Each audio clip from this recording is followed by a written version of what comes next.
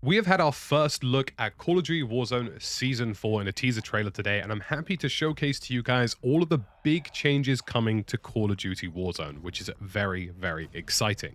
There's a lot to unpack here, including the return of one of my favorite modes ever going, Buyback Royale solos, which makes the solos experience so much more enjoyable. There's a lot to unpack here, including some interesting developments regarding ranked and certain points of interest on the big map experience, so make sure you stick around, drop a like, and let me know your thoughts in the comments below as well. To start with, Season 4's emphasis is on containing a DNA-type weapon in the form of gas. There'll be new points of interest surrounding the bunkers that we've seen within Urzikstan, and the interiors will have new accessible items as well as potentially pieces of equipment in them. There are exit hatches, secondary entrances, multiple methods of escape, but not every bunker will always be accessible. Now, this is bleeding into the story, and it looks like later on in the season, at launch or possibly at Season 4 Reloaded, we're going to see some changes happening around Popov Power specifically in relation to these bunkers that might change the way that the map looks and flows. Popov is one of the least liked locations, I think, on Urzikstan, so this will probably be the first major POI change we've seen for Big Map. At launch, a new variant of the Gulag has been introduced called the Silo variant, which introduces an S-shaped like curve to the original structures, and there'll be a few other Gulag variants as well. We're talking around 3 to 4 possible different variants coming in this update that will shake up how the current Gulag plays. There's an emphasis on making sure that this doesn't massively change how things work, but at least keeping things fresh and original. The first major piece of content for Call of Duty Warzone is the return of Buyback solos at launch of Season 4, and I'm so excited for this. Buyback solos revolutionized how solos played in Call of Duty by making you able to buy yourself back into the game with a set amount of cash, meaning that you actually could play aggressively and eliminate enemy opponents, guaranteeing your safety in the form of finances in the game. This is a far better system for solos that is way less taxing, and I think it's actually how solos should just be generally by default, and I'm really excited to see its return. There also will be an additional mode coming in season, which appears to be something in relation to this containment thing that's going on within this season, references to Spectre and Cortac operators on infill zones, and finding the truth behind the DNA bombs. One of the big things coming at launch is a new type of reward system for Call of Duty Warzone. As part of the daily and weekly rewards, there's now a third set of rewards for Warzone players, which is literally called Warzone Rewards. There's economics, contracts, socials, mode, and champions quest. And they offer specific rewards. Economics offers rewards in return for looting and spending cash at buy stations. Contracts unlocks items for completing different types and numbers of contracts. Socials has interactions with enemy players or aiding your teammates to get more rewards. Mode gives you different tasks in different game modes from Battle Royale, Plunder, and Resurgence. And of course, finally, the champions quest that already exists in Warzone. These aim to offer new, unique cosmetics and possibly new items to the game, specifically for people who want to play Warzone, and I'm really down for that. Honestly, more rewards and progression and unique skins is a lot of fun. We're also seeing the return now of Specialist Bonus to Urzikstan as the larger map, and something that I wasn't anticipating in this update, Urzikstan is now receiving a specific type of tactical sprint boot perk, which gives you unlimited tac sprint and a reduction in fall damage in a single perk. So for those of you who are looking for the return of effectively unlimited tac sprint, it looks like this is starting to be integrated into the game in the form of a perk, and could possibly end up being a staple of either this Warzone or potentially the next iteration coming later this year.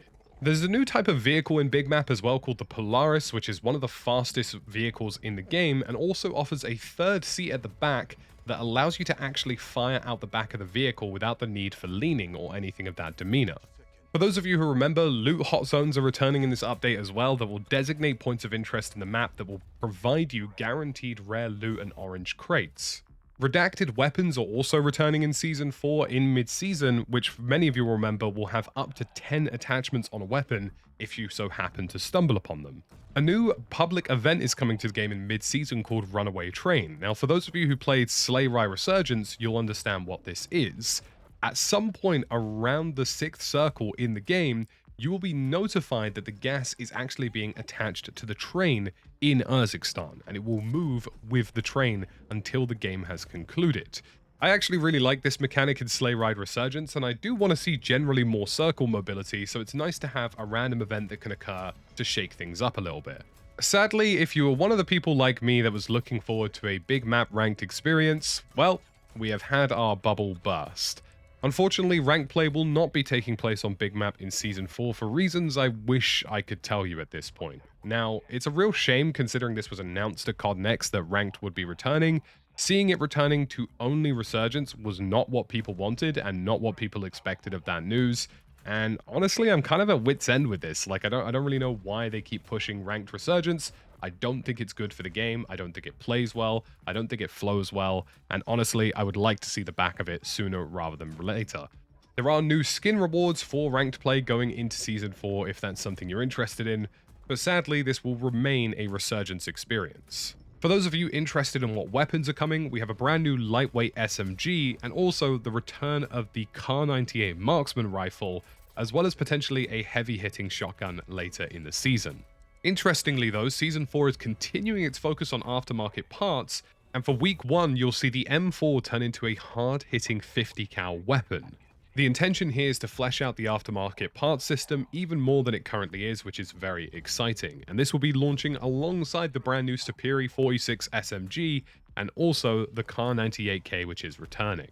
There's going to be an aftermarket parts kit for both the FSJX Horus SMG, the Lockman Shroud SMG from Modern Warfare 2, the RGL, which is of course the grenade launcher, is also receiving some kind of grenade launcher aftermarket part, and interestingly, the Kastov 762 from Modern Warfare 2 is also receiving aftermarket parts. So we're starting to see the introduction of Modern Warfare 2 weapons receiving aftermarket weaponry, which may bring them into the meta, which is exciting to see, and I'm glad to see the 762 get some love because it was one of my favorite weapons going into Modern Warfare 2.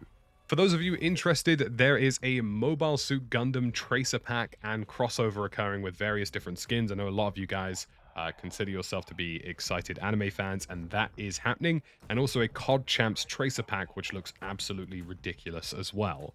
Overall, it looks like there's some seriously good improvements coming in Season 4, but for me, there's a couple of grey areas. A lot of this is stuff that we have already seen before in Warzone, that is simply returning to Call of Duty Warzone. You wouldn't necessarily classify all of this as brand new, and for the stuff that is new and the stuff that is coming through, it does look good. I think I'm a bit disappointed personally to not see ranked play end up on the big map experience. I think that's a huge swing and a miss from the Call of Duty team, but it does look like it's nice to see a few POI changes potentially. We possibly have the introduction of an EMP-like device as some sort of kill streak or event. We will also have something in relation to the upcoming release of reveal of the next Call of Duty, and on top of all of that, we're getting some pretty decent equipment going in too. The proof will very much be in the pudding for Season 4 of Warzone, so I'm excited to see how the execution actually pans out, but I think there's a lot to be excited about here.